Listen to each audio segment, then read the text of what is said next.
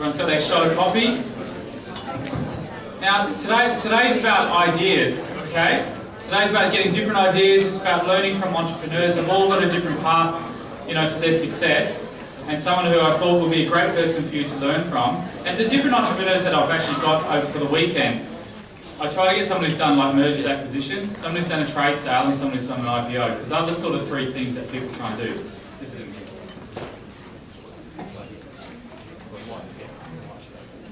Sorry, just pointing something out.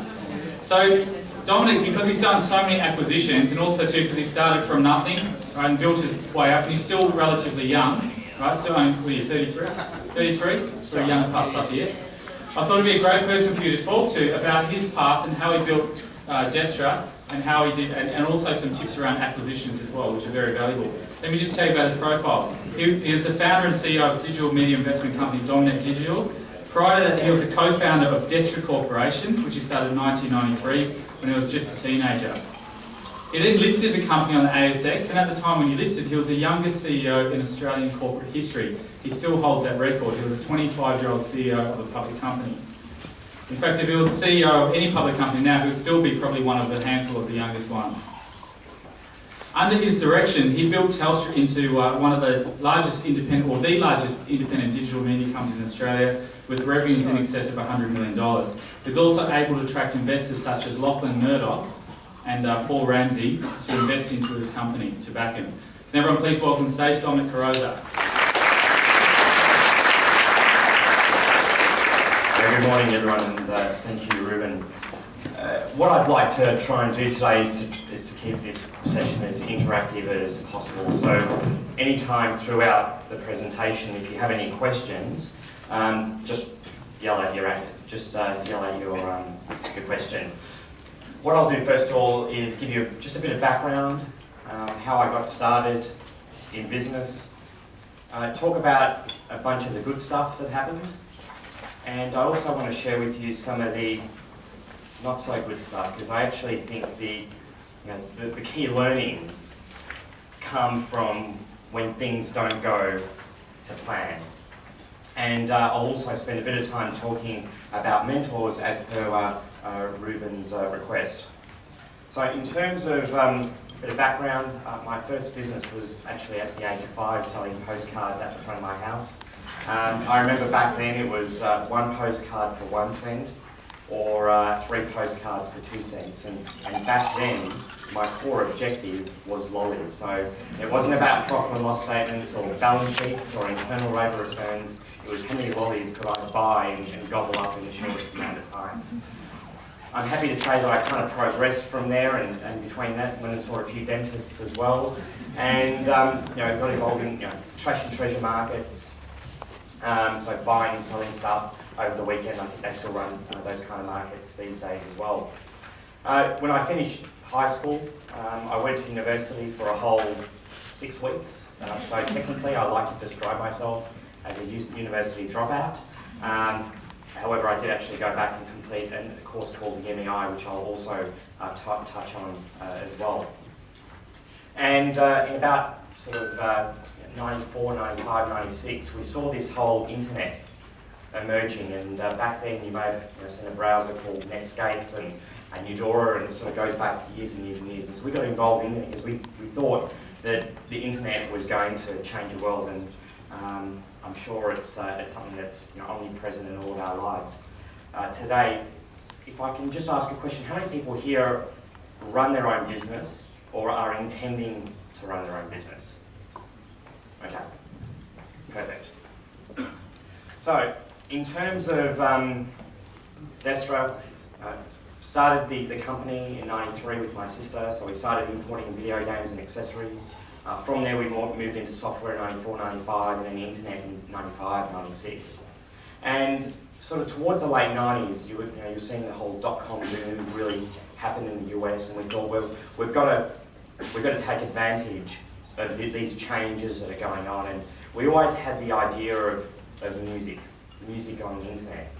And our view was that the traditional ways that the record companies were operating were going to change forever, and they actually have changed forever.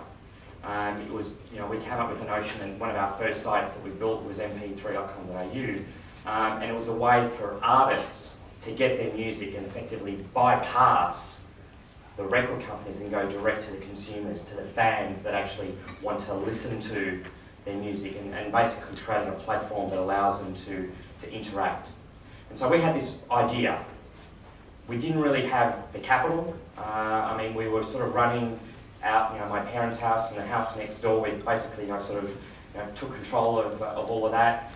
And I wasn't sort of quite sure what we needed to do. And I remember, I'll tell one story. I walked into a room with our software developers. They're sort of, hitting the keys and developing code. And I said, we're going to go public. We're going to go public. And one of the guys turned around to me and said, Domenic, how can you go public when you're still running out of your bedroom? And I said, we will. So we had this goal. We were going to go public. We were going to build a media company. But we weren't exactly sure where to start. So we tapped into a number of government programs. This is in Victoria, but I know New South Wales runs some similar programs. One was a business planning process, called the GDR back then.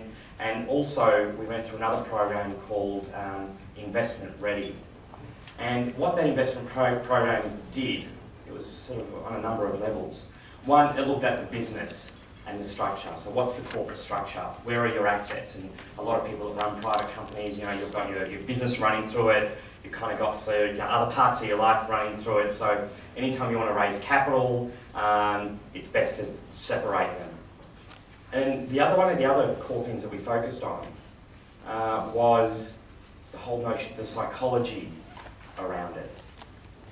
By going public, by raising capital, even to an extent bringing in bank debt funding, the whole notion of control dissipates, and it's then more of a view or a focus on influence. How much influence will I have?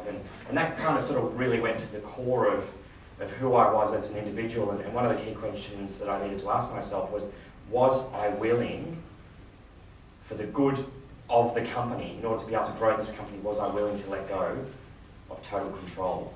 And that was actually one of the most difficult decisions, let me tell you, that I actually had to make. And happily we did do that.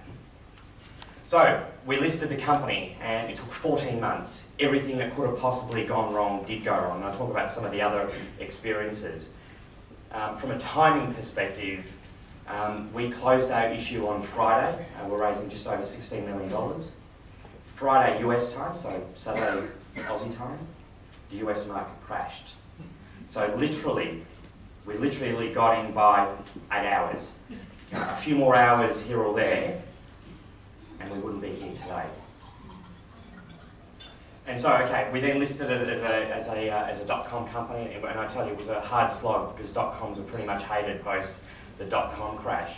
And what we found about 7 or 8 months into that, we just weren't getting traction from a revenue perspective. The record companies who had promised us licenses of their content decided that they weren't going to provide content to us anymore. They were just going to focus on suing Napster. And I'm not sure how many people have here used Napster before.